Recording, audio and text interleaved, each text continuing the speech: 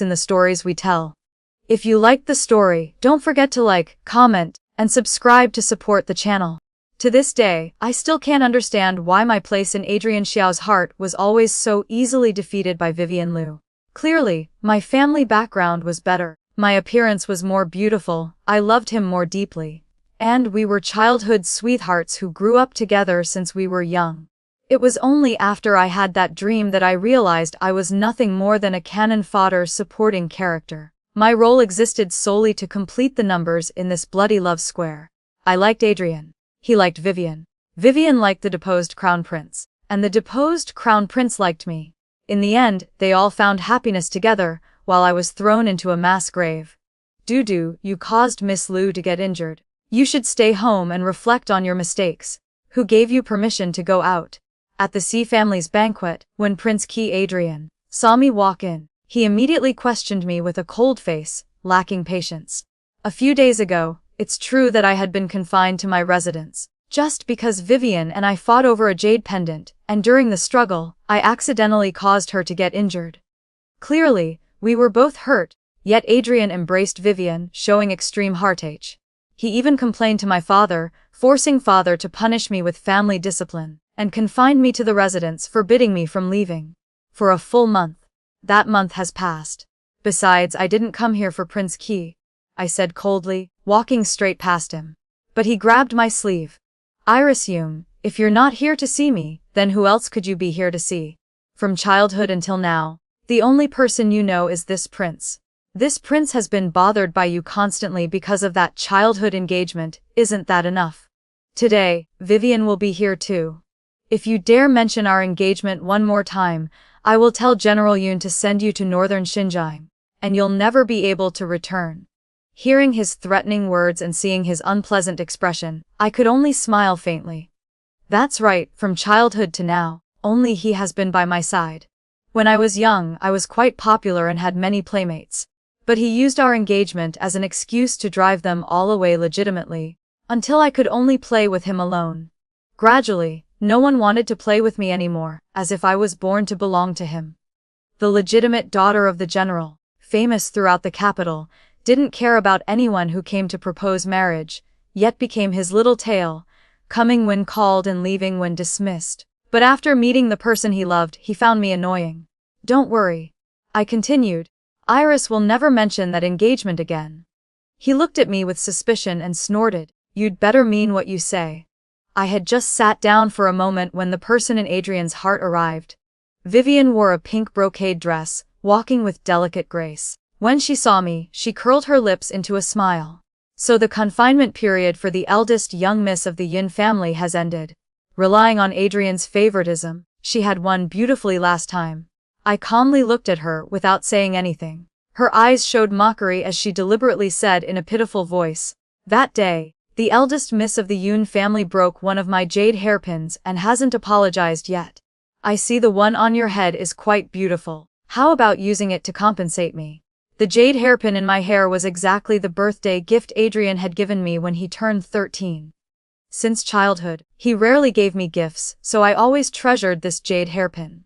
She knew this better than anyone. As soon as she finished speaking, my little maid puffed out her cheeks and rushed to defend me. No way. This is the jade hairpin our young miss likes most. Oh, Vivian deliberately looked toward Adrian, as if hinting at something. Your Highness, now that the master is speaking, can a mere maid interrupt?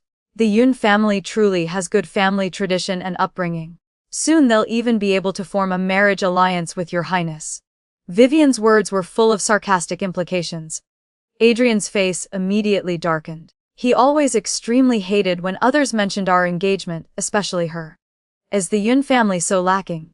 Just give the jade hairpin to Vivian. Don't embarrass yourself further, he said coldly. The room fell silent. Everyone around showed pity looking at me, but no one dared to say anything. After all, they were used to it. In Adrian's eyes, I would never be able to win against Vivian. They were waiting for me to submit like every other time. But this time, I just smiled and said, all right. I lazily raised my wrist and gently removed the jade hairpin, as if bidding farewell to a life as a cannon fodder character, a lapdog full of jokes for over a decade. You're right, compensation is indeed necessary. Here, I'll give this to Miss Liu. I calmly held out the jade hairpin. When the hairpin fell into Vivian's hand, she was stunned. I'm sorry to trouble the eldest miss of the Yun family to give up something she loves. Then she sat down at the table. Adrian was very satisfied with me. For the first time, he offered me a plate of peach blossom pastries. You did very well just now. Vivian has always been weak, not as strong as you. You must yield to her, he said. I propped my elbow on the table and pushed the plate of pastries aside, smiling at him. But I recalled that dream, where my family helped him ascend the throne, yet because of Vivian's fake death, he turned his blade toward my family. Thank you for the praise, Your Highness. I will be more considerate in the future, I replied coldly. Not far away, a man dressed in purple robes walked into the great hall. He was handsome, elegant, and noble like a true dragon. At this moment, he hadn't been deposed yet, wasn't blind, and wasn't struggling in a mass grave like in the dream. Seeing me talking with Adrian, his eyes suddenly darkened, his expression cold as he walked to his seat. My heart suddenly beat very fast. I remembered that in that dream, when he was dying, he carefully asked me through tears, if there is a next life, can you please not like him anymore? Can you notice me instead? The Xi family was a maternal clan to Crown Prince Ethan Xiao. Because he had passed 20 years old but still hadn't married, His Majesty couldn't persuade him, so he asked the Xi family to organize this spring banquet, secretly wanting to arrange matches for him. From the moment Vivian saw the Crown Prince enter, she put on her most charming appearance, adjusting her clothes and hair over and over, extremely carefully, afraid that something might not be perfect. The cycle in the hall seemed to begin again. Adrian looked at Vivian. She looked at the Crown Prince. The Crown Prince looked at me. This time, I didn't look at Adrian, but calmly met the Crown Prince's gaze. Miss Yun, you must know the purpose of this banquet. This prince is already 20 years old but still unmarried.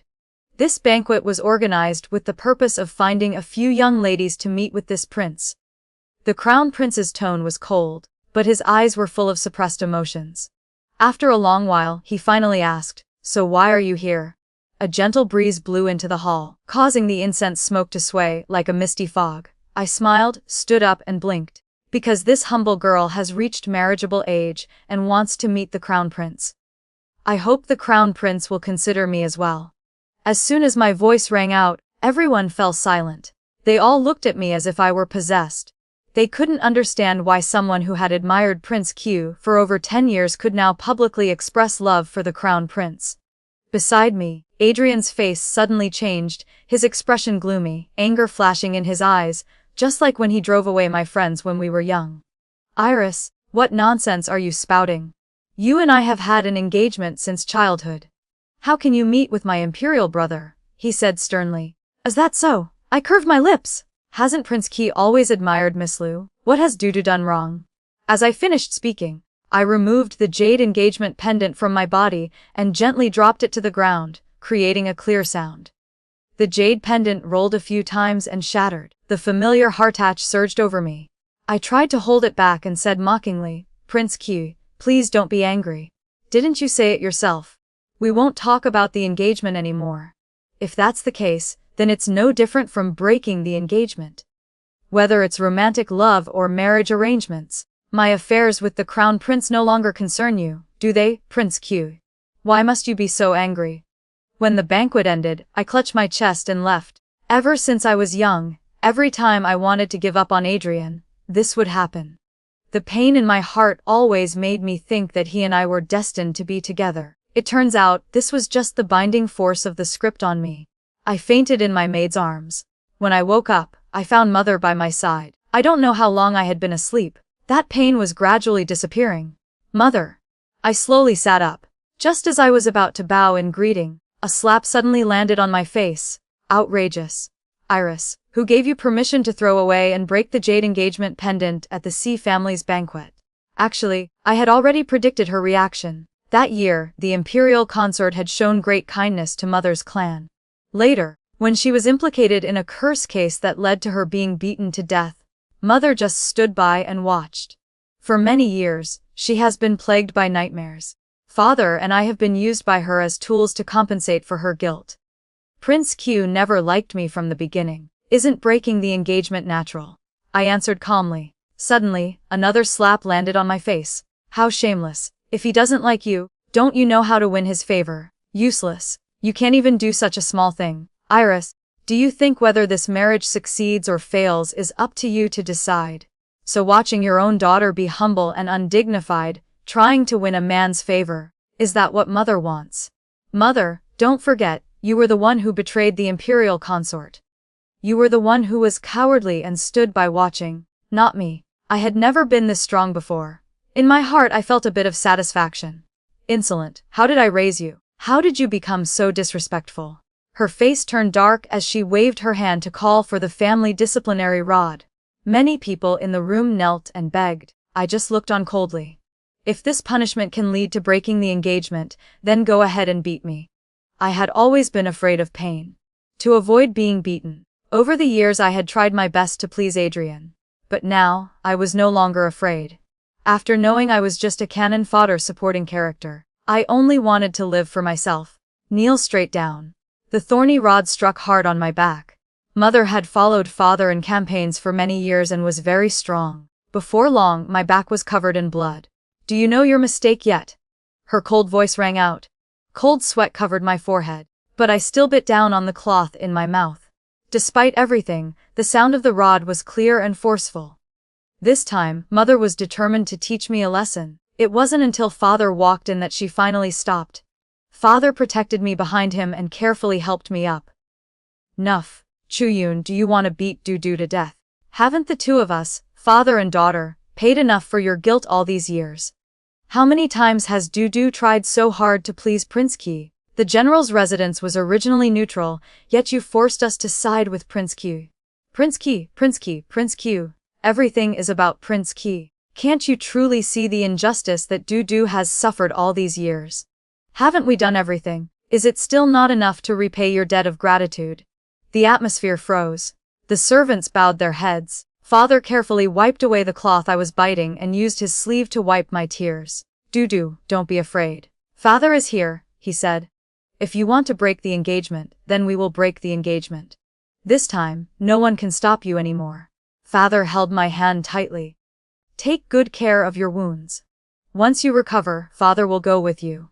After being beaten for a whole day, I couldn't bear to look at the wounds on my back. When my maid Emberly applied medicine for me, her tears kept falling. Young miss, why did you have to do this? I lay on the bed, quietly looking at the exquisitely carved wooden beams. What else should I do? Just keep submitting like before. But I don't want to rely on anything. Just because I'm a supporting character. That night there were few stars. The window was wide open, and a cool breeze blew in. Suddenly a shadow flashed by. A medicine bottle was placed beside my bed. A man dressed in black with a covered face, tall and slender figure, looked very handsome. His eyes were full of pain, but when I looked over, that pain quietly disappeared. I tilted my head and stared at the man. It's the middle of the night, yet the crown prince still brings medicine to me. Dudu is very touched. The man was startled and looked at me in shock. He reached up to pull down the black cloth covering his face and asked, "How did you recognize me?" I had seen Ethan dressed like this in my dream. I had also seen his deeply affectionate gaze. Although he had hidden it very well, I could still see through it. Perhaps because the atmosphere was awkward. I didn't respond. I just tilted my head to look at him and said half jokingly, half seriously. On such a dark and windy night, sneaking into a young lady's room. So your highness is skilled at this. I teased him. Ethan snorted coldly and sat down on a rosewood chair not far away, his face cold. I heard that Miss Yun was jealous of Miss Liu because she was granted by His Majesty to study at the Royal Academy and was therefore punished by the general. How touching. This prince thought you had been beaten to disability. Now it seems you were beaten too lightly. What do you mean heard? Of course it was my good mother who used this as an excuse to beat me, conveniently helping me compete for a spot at the Royal Academy with Vivian. I suddenly felt a chill. Ethan, though the crown prince, didn't know how to hide his emotions in his words. There was a bitter taste. I giggled and pretended to be cautious, carefully holding my collar tight. That's right, it hurt a lot from the beating. Could it be your highness came here to take advantage while my family is away? I pretended to be serious. Ethan glared at me angrily, laughed out loud at my childishness, and tried to snatch back the medicine bottle he had just given me. I pressed the blanket down on my pillow and hid the medicine bottle in my chest. He snorted coldly and called me a rogue, standing beside my bed to ask, "Iris, what was the meaning of your words that day at the Xi family's residence?" His voice was cold and serious. The Xi family's residence. I tried to endure the pain and sat up straight. "Of course it was to meet with your highness, for your highness to consider me." I caught his scrutinizing gaze. The man before me was gradually matching the figure at the mass grave. I clearly remembered my promise to him. "Hey." Ethan stared at me for a long while, then looked away and suddenly smiled self-mockingly, his eyes full of loneliness. "Iris, I'm not a tool for you to provoke Adrian." Then he turned and left. Misunderstandings always happen unexpectedly. Before I could explain, the window had already slammed shut. Emberly, who was outside, was startled and rushed over. "Young miss, what was that noise?" I was annoyed by Ethan to the point of laughter. He runs so fast. If I say one more sentence, will he die? "It's nothing, just a dog barking." I angrily lay back down on the bed. Emberly scratched her head. "Barking dog? Where's the dog?" I had been lying in bed for 3 days and was bored to death. On the 4th day, someone came to perform a good show for me. Vivian and Adrian came to visit me. When they arrived, their faces showed contempt. "Miss Yoon, you truly know how to use the self-torture strategy. Just one beating and you've tricked His Majesty into leaving you a special spot at the Royal Academy." Vivian looked at me mockingly. Using military tactics so skillfully, truly worthy of being the eldest young miss of the general's residence. Vivian knows she's inferior. Then she turned to Adrian. "Your Highness, it seems after you two are married, with such constant intimate contact, you won't need to study and will naturally know all military strategies by heart." Her words were full of mockery. If this were normal, I would have already given her a beating. I don't know why she always likes to target me. Obviously, Adrian always listens to her. After learning the plot, I realized that she was actually jealous of me. I had been very envious of Adrian's admiration for her, while she was very jealous of the Crown Prince's deep feelings for me. In this closed love square, who wasn't a lapdog to someone else? The wound is very serious. Turning over is extremely painful. But I still pretended to be lazy and yawned languidly in an annoying way. That's right. Miss still has much to learn. For example, the 36 strategies to please the Crown Prince. For example, the 72 methods to capture the Crown Prince's heart. Vivian's face turned red with anger, grinding her teeth, but she couldn't do anything about it. In the past, I was foolish because of Adrian, letting Vivian make things difficult for me many times. It turns out dealing with her is very easy. Adrian stood in front of the person in his heart. "Iris, how much longer do you want to entangle with this prince? Just for a spot at the Royal Academy, you don't mind being beaten. You're truly despicable. Didn't you say you would come to Prince Q's residence within 7 days to break the engagement?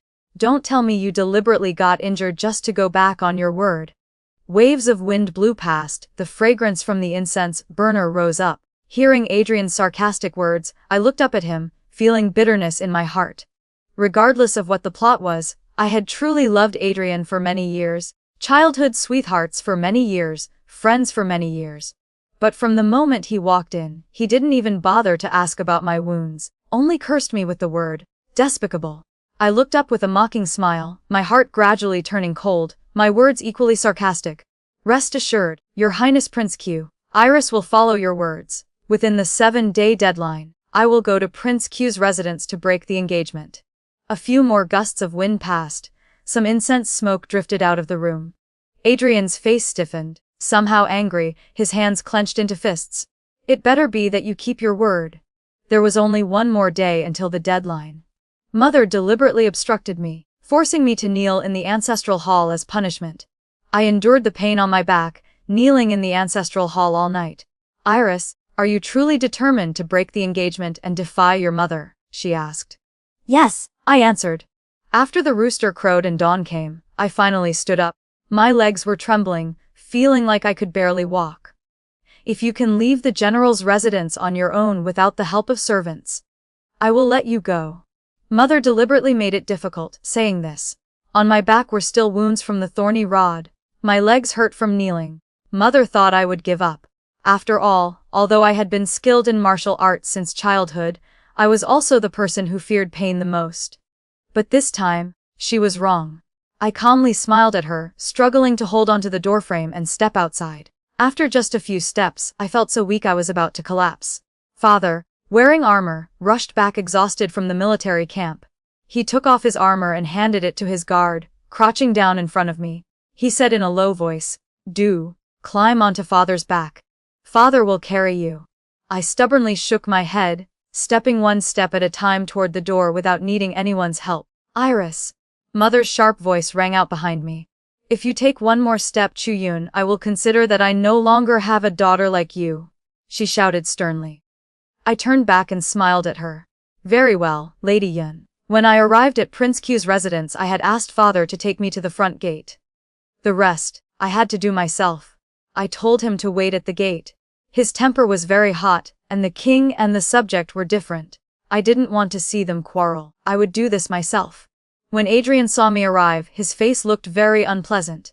Perhaps he thought I wouldn't dare come, so he hadn't prepared anything yet. "Do, what exactly are you making a fuss about?" he asked.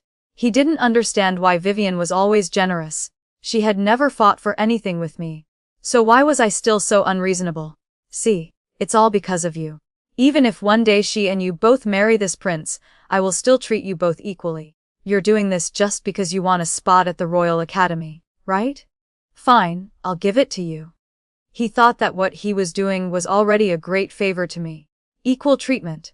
I laughed out loud. Why would I need equal treatment? "Prince Qi, please don't forget that I am the legitimate daughter of the general's residence, while she is merely the secondary daughter of Minister Lu's household," I reminded him.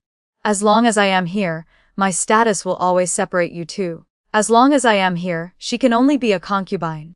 Now I've come to break the engagement. Aren't I fulfilling Prince Q's wish? Besides, right now I like the crown prince." I spoke very calmly, though my chest was covered with pain. I had once been proud of my status. Back then, I thought if Adrian married, of course he would marry a legitimate daughter like me.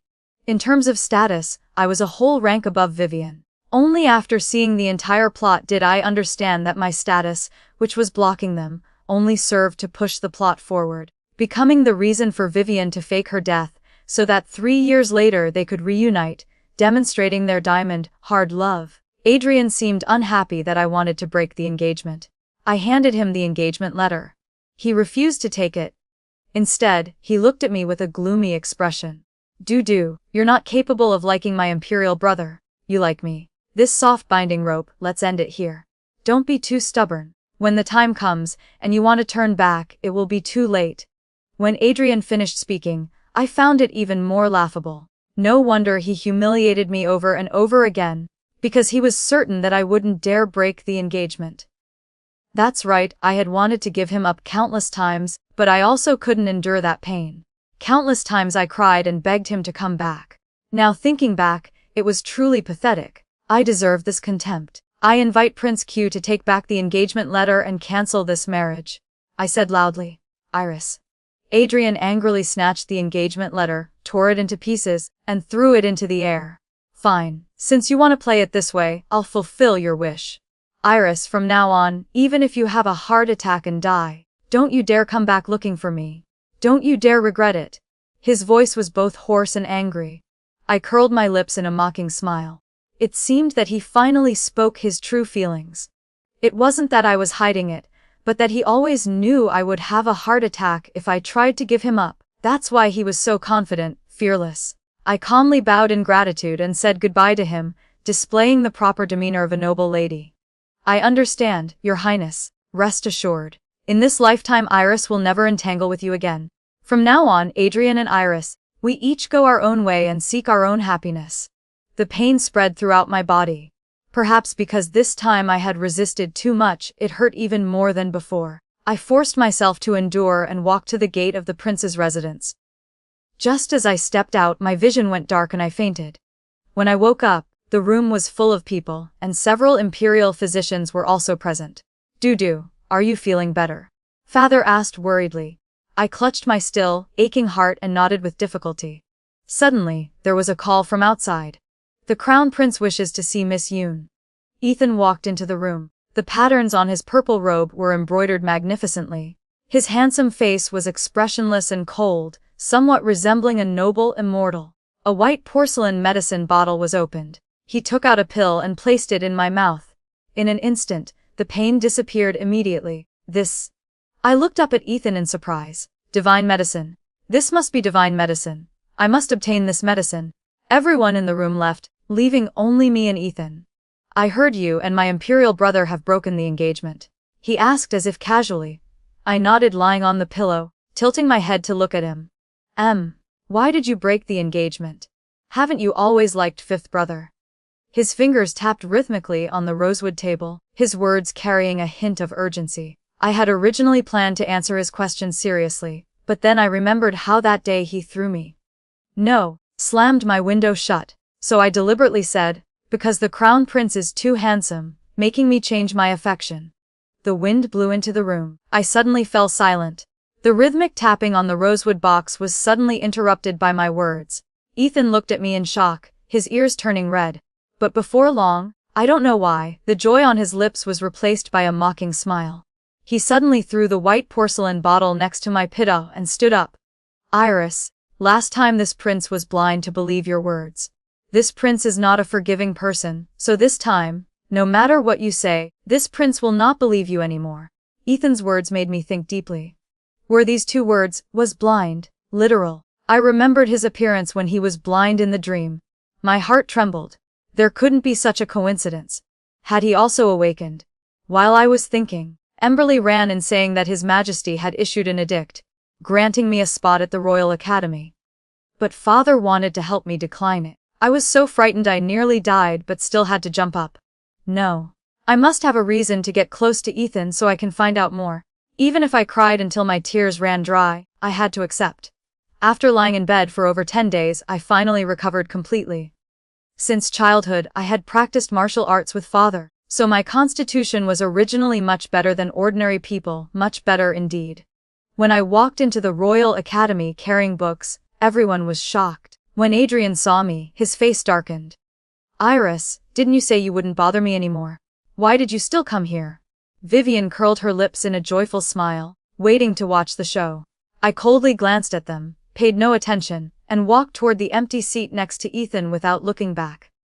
Crown Prince, may I sit here? Today Ethan wore green robes, with black eyes and black hair, extremely handsome. He glanced at Adrian, who looked unhappy, then looked at me. After that, he looked down at his book and ignored me. Fine, pretending to be mute is quite clever too. Not refusing counts as agreeing. I comfortably sat down next to him. The teachers at the Royal Academy were all retired scholars. Their teaching style was boring and their temperament strict. I was like father, liking martial arts but not literature. Finally, I endured until class ended. Before I could ask Ethan about him going blind, he had already left, leaving me with a cold back view. Iris, do you think that by deliberately approaching the Crown Prince, you can make Prince Q jealous? I had just walked 2 steps when Vivian ran out to scold me. Jealous? Let him be jealous. What does it have to do with me? I propped my elbow on the table and blinked. Just now, what did the Crown Prince say to me? Ah, that's right. He said he likes me.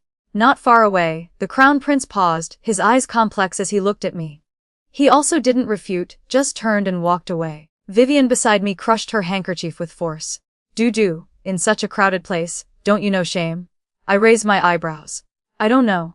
How about you want face? Go be stupid and get it yourself. In the dream, I wore purple clothes, my beautiful face pale. I held a wine cup, sitting next to Ethan. Brother Chang'an, I toast you with this cup. The man looked blankly at the wine cup, his eyes red, clenching his palms. Do you really want me to drink this wine? He asked. That's right. I put the wine in his hand.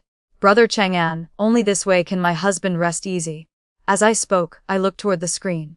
In the dream, Ethan's smile was very desolate. He didn't say a word, took the wine cup and drank it all in one gulp.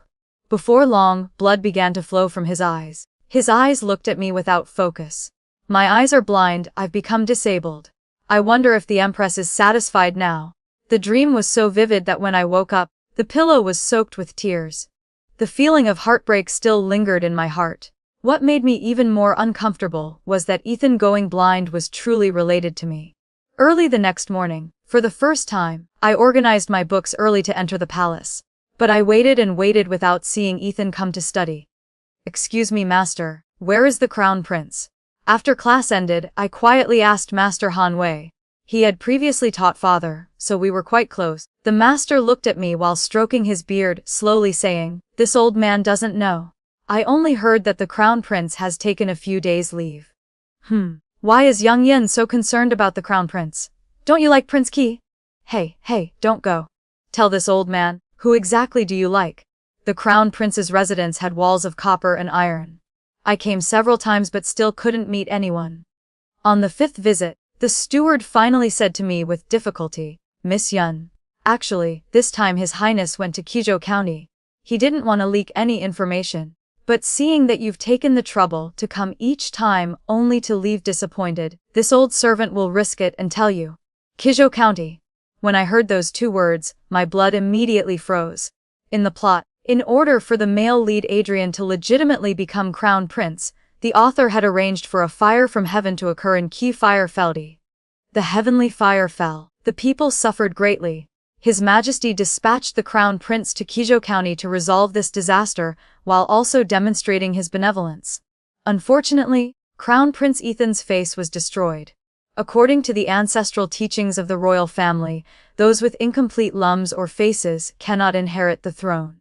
Therefore, in the 17th year of Yuan Wu, the crown prince was deposed. After returning home, I hurriedly assembled the guards of the Yun family residence. They were all people with the best archery skills in the army and could help greatly. Whipping the horse urgently, we only took 3 days to reach Qizhou County, but when I arrived it was already too late. The flames blazed high into the sky, everything was chaotic. Qizhou County was devastated beyond recognition. Ethan. I gripped the horsewhip in my hand, my face pale, searching everywhere. On the streets of Qizhou County, there was no one left. I didn't know if they had evacuated or all fled. The fire burned fiercely. Many houses had been burned to ashes. Around were huge fiery rocks falling down, destroying everything. The signs of wine shops fell on the ground, trampled by everyone. Even the signboard of the brothel had broken off like a corpse on the doorframe. There was no more life. Everything was devastated. This was exactly the disaster that paved the way for the male lead Adrian to become crown prince. Iris. I don't know how long I had been searching, my strength gradually exhausted. Suddenly, a familiar voice rang out from behind. When I turned around, I saw Ethan dressed in white clothes, looking at me in surprise. Ethan, perhaps out of fear, when I saw him, I couldn't hold back my tears. I ran toward him, throwing myself into his arms, using trembling fingers to touch his intact face. Thank goodness, it's not too late. I still have a chance to atone. The fire disaster lasted a full 3 days. Fortunately, Ethan had arrived early and evacuated all the people. When I arrived at the temporary settlement area, I saw homeless people everywhere. Big sister, are you the heavenly goddess? Did sister come to help us? A little girl named Sparrow Chen pulled at the corner of my clothes and asked softly. I didn't answer. Ethan gently stroked the little girl's hair and said, "No, she's just a sister passing by." As soon as he finished speaking, the little girl cried out in disappointment. The little girl stubbornly pulled my sleeve and said, "Big sister, we lost our home. Mother said the heavenly goddess would come help us. The goddess is very beautiful, beautiful like sister. Sister, are you really not the goddess? Big sister, is there really no heavenly goddess? Did mother lie to me?" The little girl's disappointed voice was like something choking in my throat. After a moment, I took herbs from the physician's hand and carefully applied them to the little girl's arm. "It's me. I came here to help you all. Iris." A gust of wind blew past, lifting the hair on my forehead. Ethan looked at me with complex eyes. After a long while, he finally said, "I will arrange accommodations for you."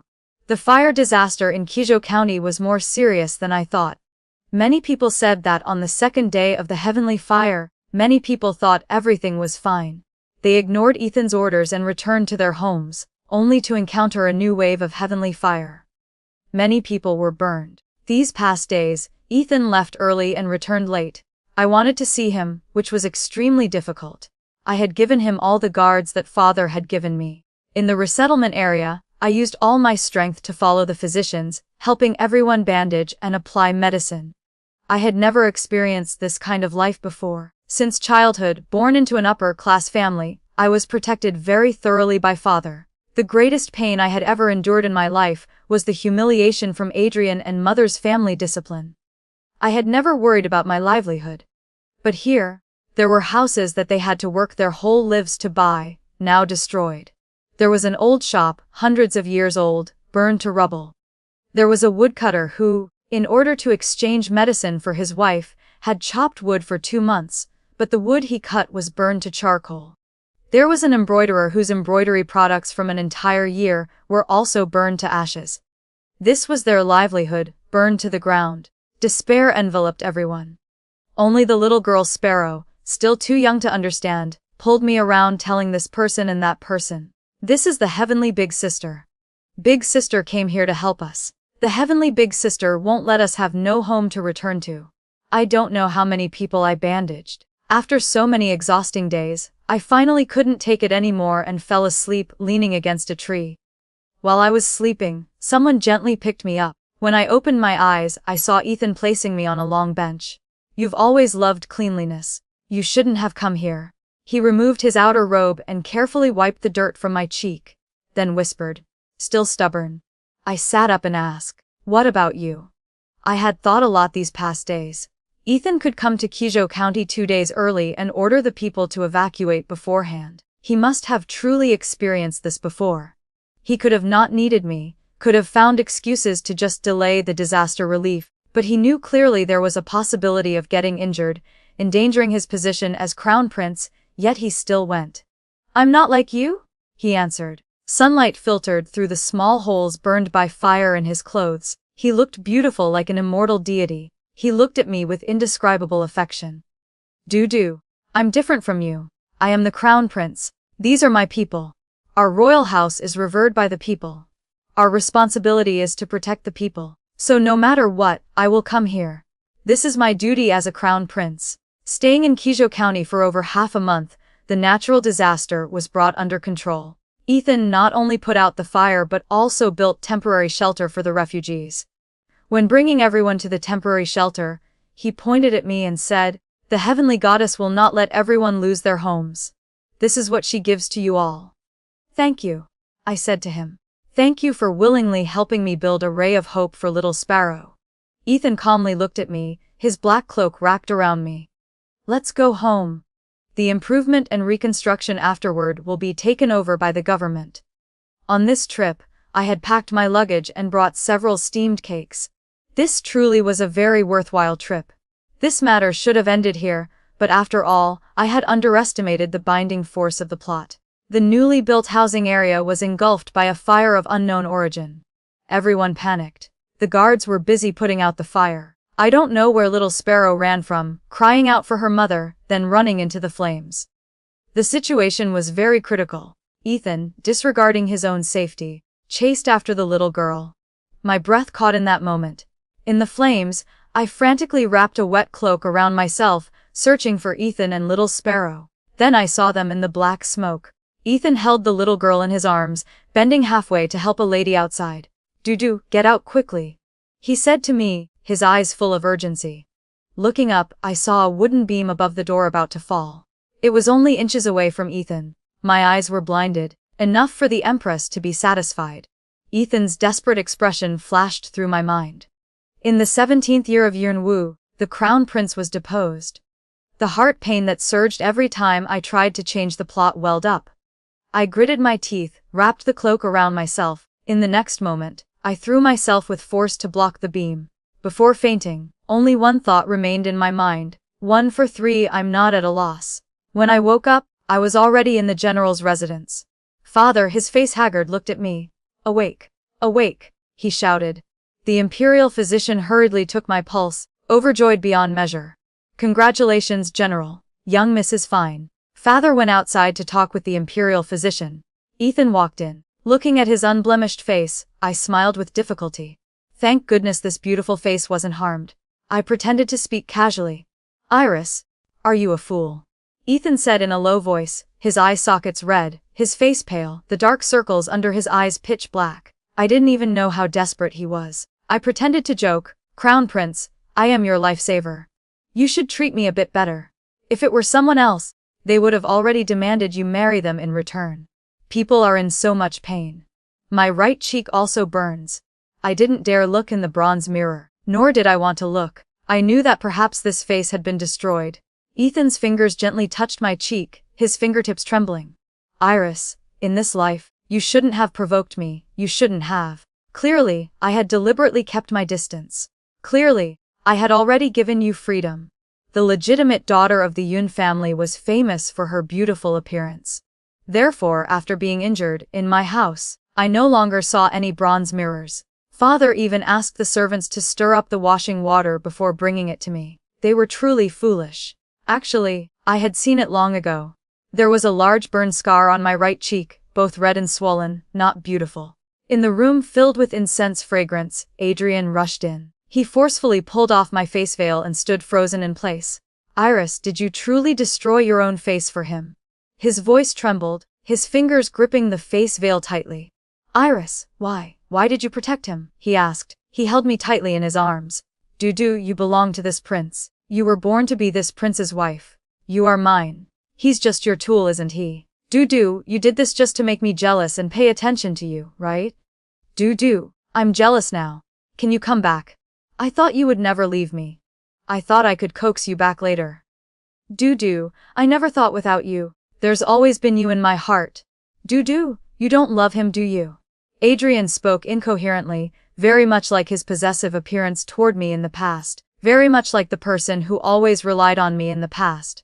Actually, before Vivian appeared, Adrian relied on me very much. I had gone through the darkest years of his life with him. After his mother consort passed away, I helped him from a withdrawn child gradually open up and mature into what he is now. We played together. I would silently give him a shoulder to lean on every time he cried. When he was praised by His Majesty, I would rejoice with him. Back then, I was his only friend, until Vivian appeared. The banana trees outside the window had ripened, the wind blowing made them sway.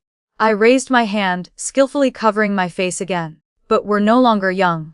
He always put me behind, using me to win over Vivian, then coaxed me because I wouldn't leave anyway. He always thought I would never love anyone else, summoning me when needed, dismissing me when not.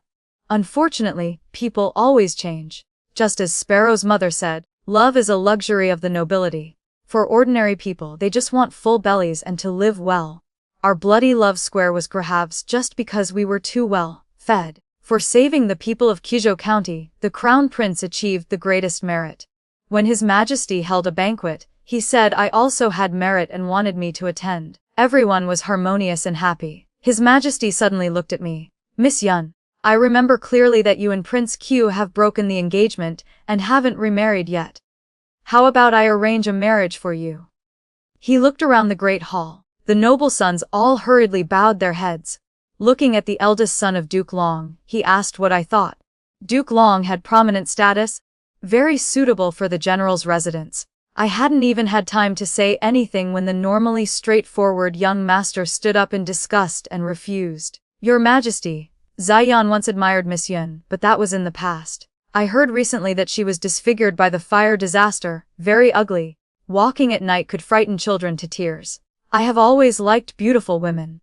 Ziyan will never marry such a disfigured young lady. Please, Your Majesty, give her to someone else. The young master's style appeared straightforward, but his words were very malicious. The scene was as if frozen for a moment. Everyone present looked at each other, looking at me with pitying eyes. Father's face was gloomy, his large hand gripping my hand tightly.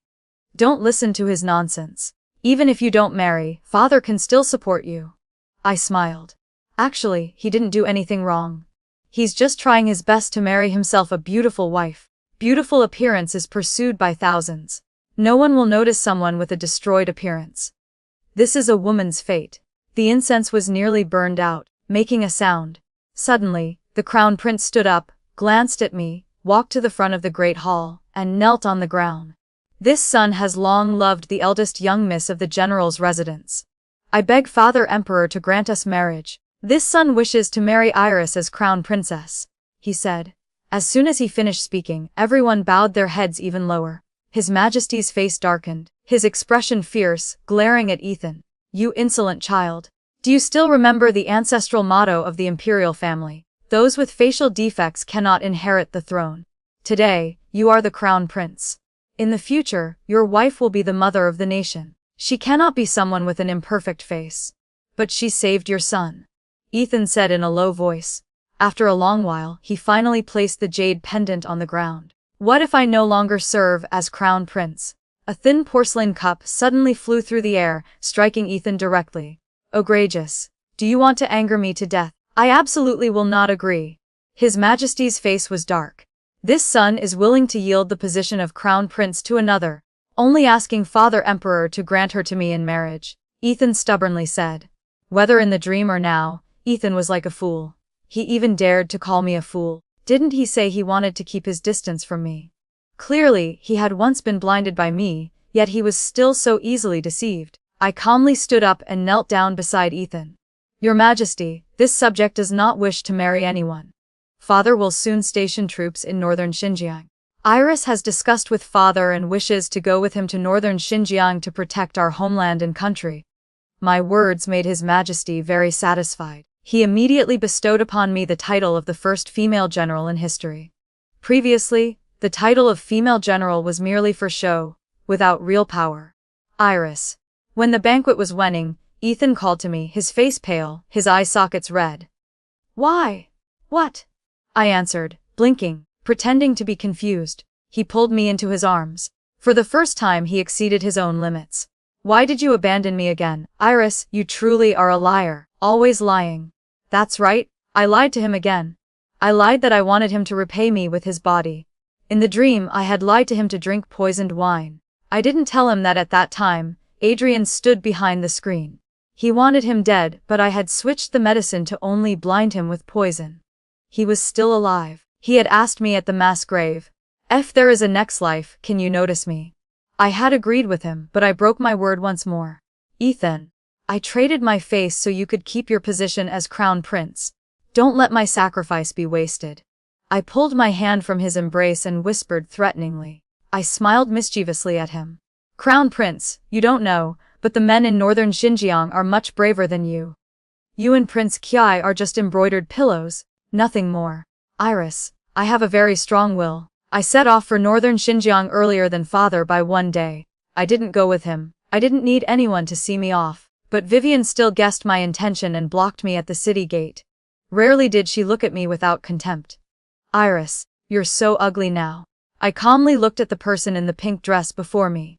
She was still as proud as ever. I snorted coldly and turned to leave, but she hurriedly took out the jade hairpin from before and returned it to me. "Return it to Adrian for you." "Iris, don't go. They say northern Xinjiang frequently has wars. It's very dangerous. Stay here." The green jade hairpin made me remember many things. I remembered how I had once been jealous of her. She pulled my hair, and I grabbed her neck. She would shamelessly complain to Adrian, but I also secretly made a voodoo doll of her and stabbed it hard with needles. I also deliberately ate all the pastries that Adrian gave to her. And she pushed me into the water and hit me with a long pole. It turns out, none of us were good people. I pinned the jade hairpin into her hair bun, dusted off my hands, turned and left. "Iris Yun, you're so troublesome," she said. "I don't know why the crown prince loves you. Iris, do you know how much I envied you before? I envied how you could attract all his attention just by standing there. I never liked Prince Q, but I still stayed by his side because I wanted you to envy me too. I also once thought about giving up the crown prince, but my heart felt very painful. Iris, tell me why it's like this. What do I have to do for him to like me the way he likes you? Why, no matter what I do, in his heart, you can always easily defeat me? Because I'm beautiful." I tilted my head and said. It turns out I wasn't the only one by the power of the plot. For a moment, I felt relieved. Beautiful. On Vivian's face was a hint of contempt. "So, do you know how ugly you are now? You have no chance with me," she said. "That's right, this is the real Vivian." I smiled, mounted my horse, looked down at her from above, and raised my whip. "Whether I'm ugly or not has nothing to do with you, you vicious thing." Father had been stationed in northern Xinjiang for 3 years.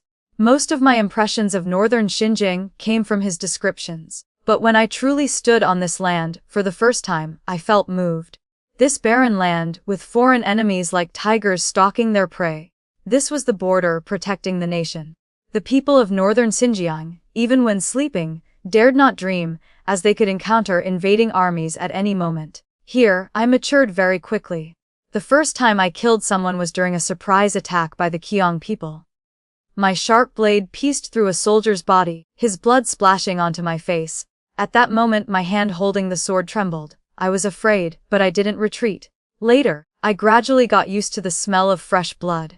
In the second year after arriving here, I had already led my own team alone in many surprise attacks, achieving great success. It was also the first time the army recognized me as a female general. Most people in northern Xinjiang had tough personalities and didn't care about trivial matters. When they saw my burned scar, they were stunned for a moment, but no one pried. When there was no war, I would go into the village to help them work. They called me Little General, or stuffed chicken eggs and wild vegetables into my hands. There were also a few people who, when they saw my strength, would blush with shyness. "Dudu, the crown prince has ascended the throne. Come back to the capital to present gifts to His Majesty." "Help me go," father said. In the past 2 years, the border winds had grown stronger, and the wars had become more brutal. His eyes were full of compassion. I smiled. "I won't go, father. Do you want to chase me away?" The new emperor had just ascended the throne. The Qiang kingdom began to spy on us. 30 miles away, their 150,000 soldiers had already stationed, ready to attack the border at any moment. I suddenly remembered what Ethan had said to me in Qizhou County. He said, "Dudu, you and I are different.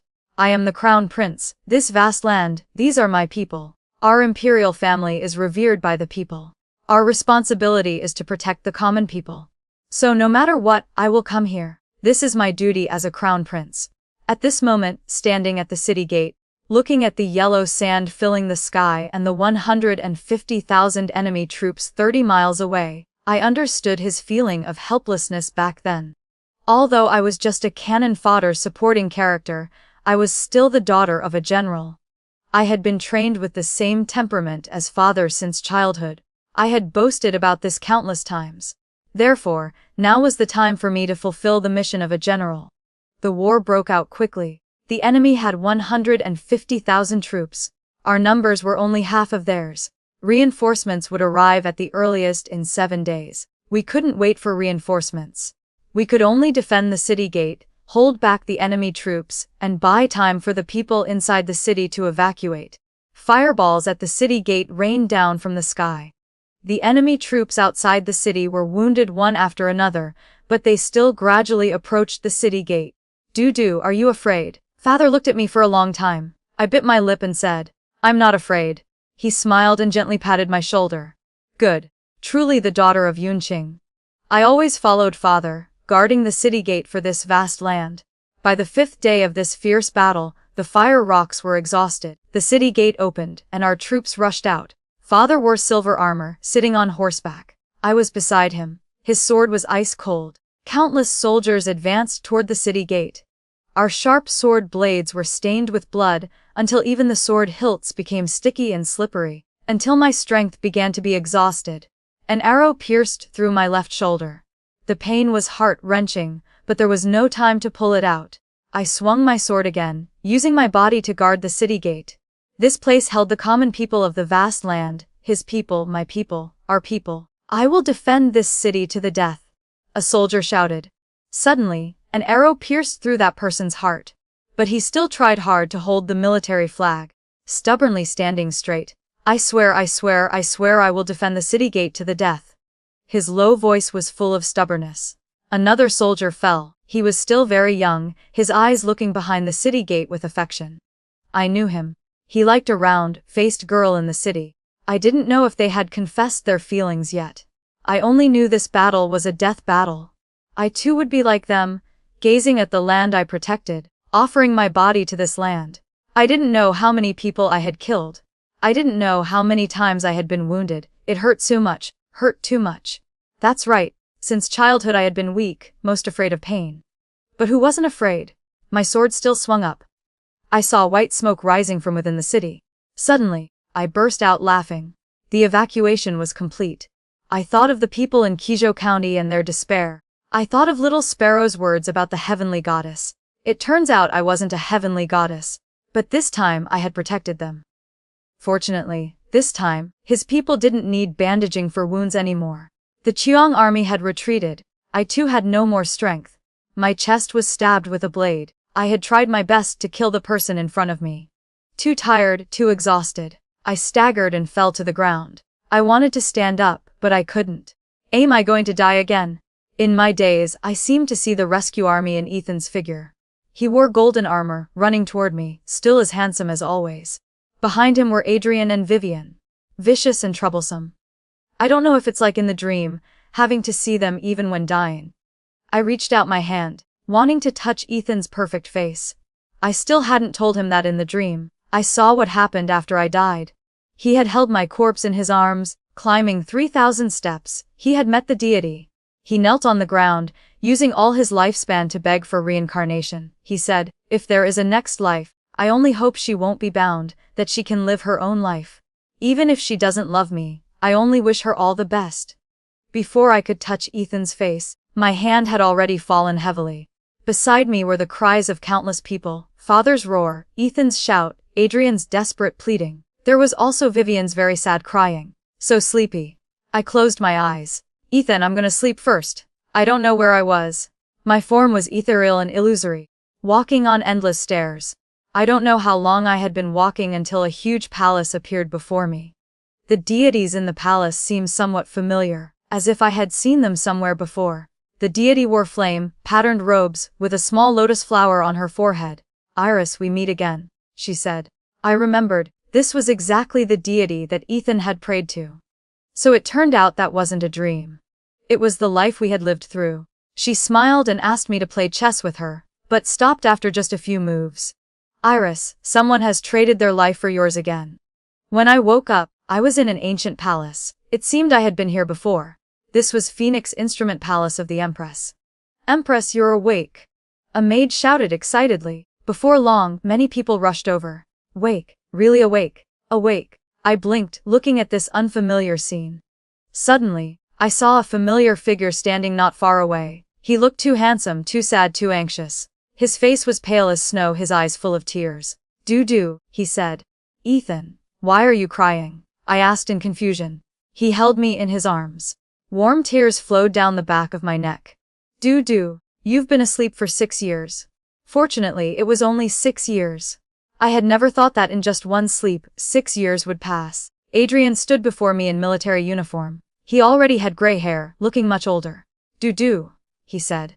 Ethan said that Adrian had climbed 3,000 steps, and used 30 years of his lifespan to exchange for my awakening.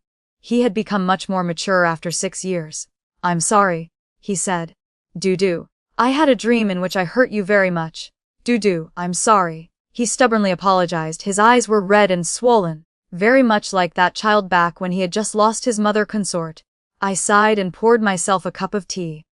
That wasn't a dream. It was the life the four of us once lived.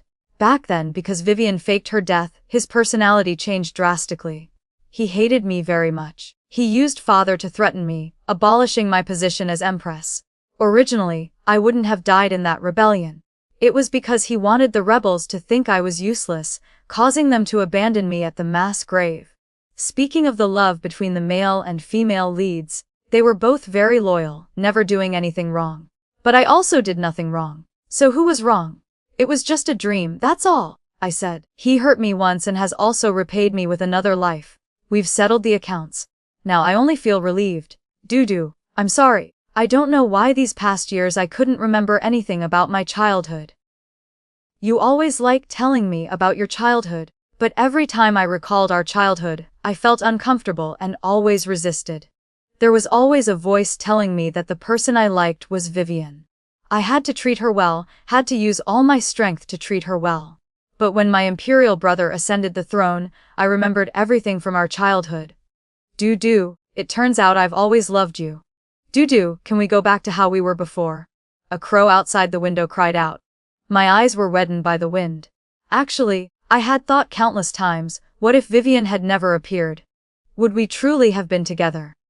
Planting flowers together, climbing trees together, feeding fish together. Then I would secretly pluck his flowers and he would secretly drink my tea. Like when we were young, teasing each other. But we can't go back anymore. We can't go back. Adrian, we can't go back anymore. I lifted the tea and took a sip. The path I walked with you before, we won't share the same road in the future. I have more important people to go with. Protect the people of northern Xinjiang well, protect them the way you wanted to protect me when we were young. I stood up. Dudu, may I still call you Dudu? The person behind asked, his voice trembling, waiting for my answer. I didn't look back, nor did I say anything, and walked outside.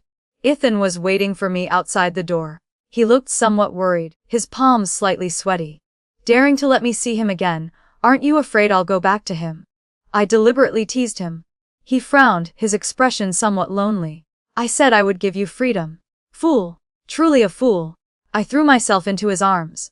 Actually, he didn't know at all that in the previous life, when he held my corpse and prayed to the deity, my soul had always been by his side. I watched him stagger up the stairs with his blind eyes, watched him beg the deity. Actually, at that time, the deity had also asked me, "What about you? What do you want?" I said, "I failed him in one life. If there is a next life, this time I will be the one to protect him." Each person can only exchange with the deities once. I had given him that one chance. Actually, I had loved him for a very long time. When I was still very young, he was my little brother, protecting me over and over.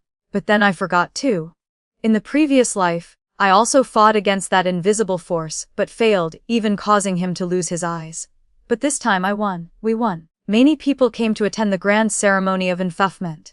Little Sparrow had grown up, now as tall as me. Qizhou County was rebuilt, becoming more prosperous than before. Northern Xinjiang was peaceful, the sky clear and blue. Among the officials and people in power, some called me Empress, some called me Heavenly Goddess, some called me Female General. No one knew I was just a cannon fodder supporting character. Dudu. The man beside me affectionately held my hand. I smiled and intertwined my fingers with his. That's right, I'm not just a cannon fodder supporting character. Iris who refused to accept her fate. Iris who never admitted defeat. Iris who rebelled against heaven's design. Iris who made the plot collapse. Extra chapter Ethan returns to his old home. Dudu, come with me to northern Xinjiang to reward the great army. She pointed at a roof and said, Ethan, back then, I once sat on that roof. The sandstorms in northern Xinjiang are very strong. Sitting there hurt my eyes so much. It was because of the wind blowing, I said. It was because I missed you. She angrily kept hitting my chest, rough just like when she was young.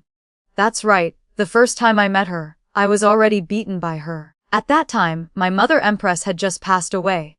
The curse incident greatly affected me. I was disliked and abandoned by Father Emperor. The wet nurse who had been with me since childhood also used death to prove my mother Empress's innocence. Everyone in my mother Empress's harem was separated.